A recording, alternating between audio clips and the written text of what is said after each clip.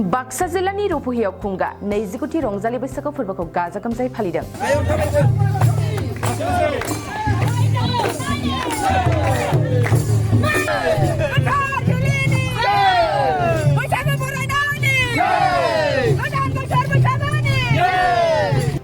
बाक्सा जिल्लानि सालबारि महकुमानि बेन्दोंआव रुपुहि आन्चलिक रंजालि बैसागु फालिथाय कमिटिनि बानजायनायाव खुंगा 20 रंजालि बैसागु फोरबोखौ मेहेरगोनाङै फालिदों।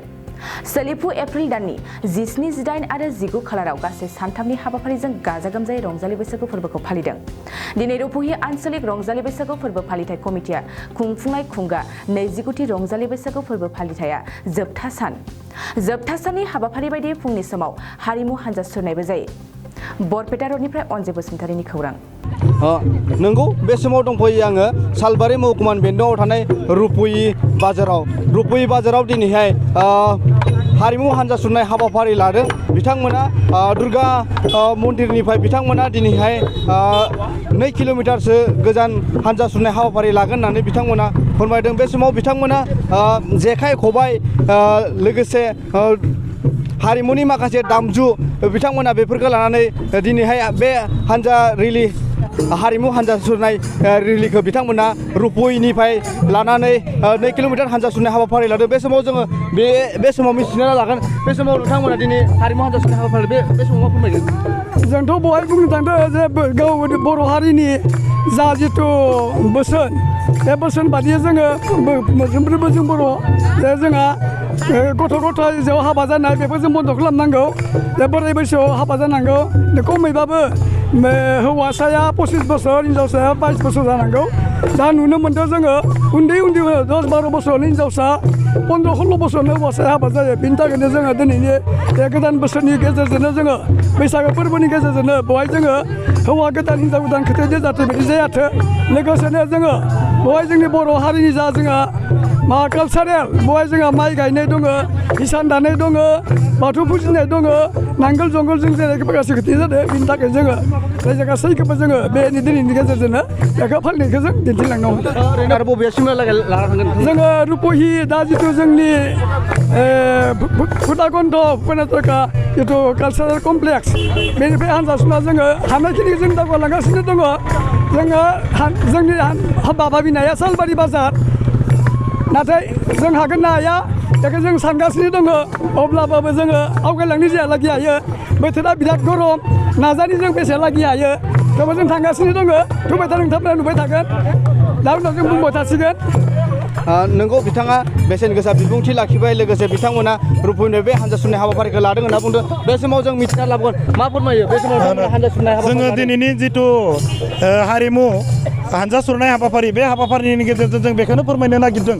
जोंनि ओनसोलाव थानाय गासैबो अनलायनायनि गेजेरजों आरो खौसेथिनि गेजेरजों बयजोंबो खौसेयै जोंनि बे हारिमु दिन्थिफुंनायनि गेजेरजों गुबुन हारिनो जों बेखौनो मेसेज होनो नागिरदों दे जोंनि बर' हारिया माबायदि थांनानै थायो, माबायदि मावो, माबायदि जोंनि संसार जानायाव माबायदि आगजु बाहायनाय जायो, धोरोम बिथिङाव जों धोरोमखौ माबायदि फालियो, बिथांमोननि गुबुन हारिनि धोरोमफोरजोंबो जोंनि बर' हारिनि धोरोम हारिमु गासैबो फारफ्रोमथिंबो जों जाहाथे बिथांमोनजों समान समान आगान सुरनो हायो। जोंनि बर'नि हारिमुवाबो खम नङा जे जोंबो गुबुन हारिनि धोरोमफोरजों समान समान जौगानो हाया, बे नङा। जोंबो जोंनियावबो आसार खान्थि दङ। बे आसार खान्थि नेमखान्थि हारिमुनि जिखिनि बर' हारिनि हारिमु मावनाय दांनाय जानाय लोंनाय मोसानाय मुसुरनाय दिनैनि बे हानजा सुरनायनि गेजेरजों जोङो गुबुन हारिनो बेखौनो फोरमायनो नागिरदों। मा हारिमु हानजा सुरनायाव नोंथांमोना दिन्थिफुंदों? आरो जोंनाव हारिमु हानजा सुरनाय बादियै जोंनि जिथु माइ गायनाय दैज्लां बोथोराव खोथिया फुनाय, जेरै जोङो बाथौ धोरोम सिबिनाय, मोसानाय मुसुरनाय बैसागो बोथोराव बेफोर गासैबो दिनैनि बे हानजा सुरनायनि गेजेरजों बेरखांदों। बिथांमोना दिनै रुपुहिनिफ्राय लानानै हानजा सुरगासिनो। बे समाव जोङो मिथिना लाबावगोन बेखेवगिरि आलासि हिसाबै मा फोरमायगोन? ओरैनोथ' हारिमु हानजा सुरनाया जोंनि हारिनि मोनसे सिनायथि जाहैबाय। हारिखौ माबोरैहाय जोङो बुहुमाव दावगाहोनो हागौ, माबोरै सिनायथि होनो हागौ, बेनि ओंथियानो जाबाय जोंनि हारिमु हानजा सुरनाय। आरो बे हारिमु हानजा सुरनायाव जोंनि जिथु हारिनि जिथु जोंनि मावनाय दांनाय जानाय लोंनाय आरो ओमफ्राय जोंनि जिथु धोरोमनि फारसे जोंनि गायनाय फुनाय जोंनि माने गासैबो एभ्रिथिं जोंनि गेजेराव जिखिनि मावनाय दांनाय बेफोरो जों सब बेरखांजोबगोन।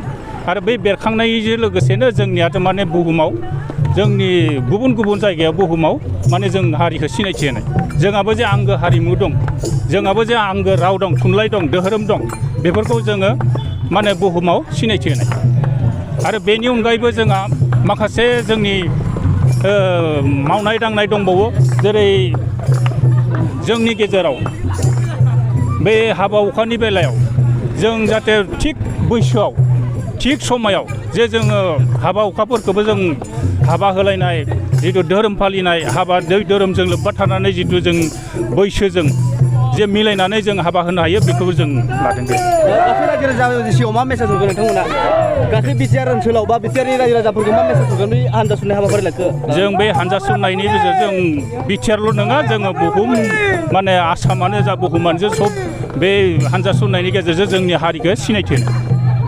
नोंगौ बिथाङानो बे हानजा सुरनाय हाबाफारिखौ गिबि बेखेवगिरि लोगोसे जोङो बिनि सोमोन्दै बा दिनैनि बे बिथांमोना हानजा सुरनायाव माखासे बर'नि आगजु दामनाय देनाय लोगोसे हिन्जाव गोदान हौवा गोदान जानानै बिथांमोना बर'नि दामनाय देनायजों माखासे मोसा हानजा सुरनाय हाबाफारि लादों बे हाबाफारियाव आरो जों माखासे खोथा जोङो मिथिनानै लाबोगोन बे रंजालि बैसागु फोरबो गाजा गोमजायै बिथांमोना बिथांमोना हारिमु हानजा सुरनाय हाबाफारि लादों बे हारिमु हानजा सुरनाय हाबाफारियाव बिथांमोना माइ गसा आरो बायदिसिना जेखाइ खबाइ लानानै बिथांमोना खाम जथा सिफुं बर'नि माखासे आगजुफोरखौ लानानै बिथांमोना हायला हुइला मोसानायखौ जों नुनो मोन्दों बे समाव बिथांमोना माइ गसा लानानै माइ गायनायखौबो जों नुनो मोन्दों लोगोसे बाजैयाबो दिनै माइ गसा लानानै ओंखारबोदों बिनि सोमोन्दै जों मिथिना लानो मा फोरमायो बे दिनैनि बे दिनाव बोसोर गोदाननि मोनफ्रोमबो बोसोराव बिदिनो खुंखायो आरो बोसोर गोदाननि बेबायदिनो ओंखारबाय थायो मासे बोसोरे जोबोद मोजां बिदिनो खुङो आरो जोबोद मोजां बिदिनो जालाङो दिनैनि हारिमु रेलियाव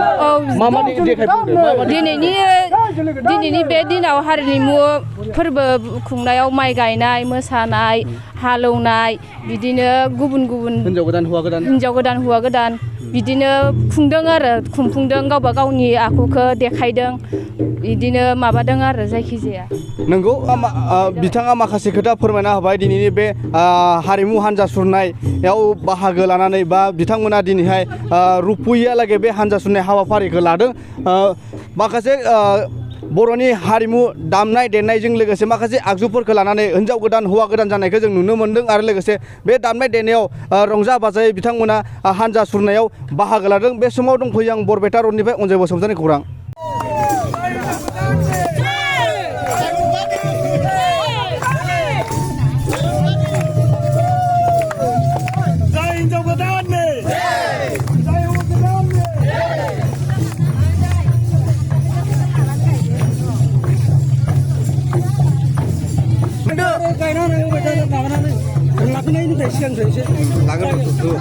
थौरे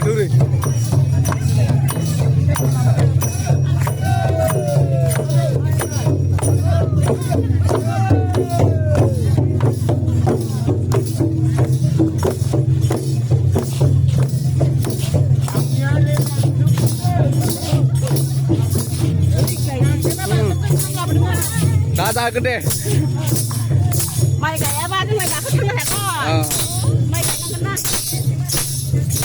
माइ गायनाया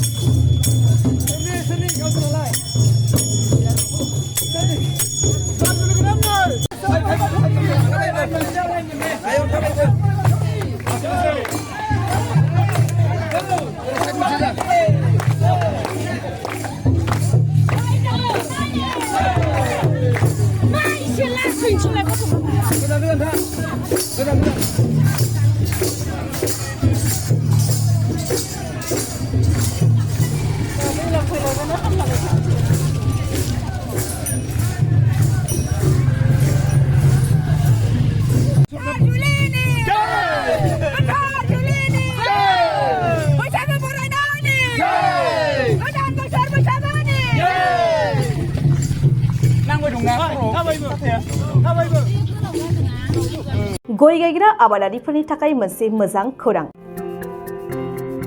थाफा नार्सारियाव मोननो हागोन जाखांफु लाइमोनफोरजों बानायजानाय हाजो आरो हायेनावबो गायजानाय अर्गेनिक गय फुलि। थाफा नार्सारियाव अर्गेनिक आदबजों बानायजानाय मोजाङैनो खिलिखांनाय गासै 20,000सो गेरेमसा गय फुलिफोर दं। बारा नङा, फांसेयाव 60 रां होनानैनो नोंथांमोना गय फुलिखौ बायना लांनो हागोन। बुरजा लाङोब्ला खमायनायनि सुबिदाबो मोननो हागोन। थाफा नार्सारिनि गुबै थङा क'क्राझार सहरनि सानजा फारसे थानाय बावखुंग्रि हाजोजों नांजाबनाय हरिनागुरि गामि हाथाइनि साखाथियाव। बे अर्गेनिक गय फुलिफोरखौ लांफैनोब्ला नोंथाङा 8011837272 नङाब्ला 9707460226 जानबुं अनजिमायाव थोंजोङै जगाजग खालामहरनो हागोन।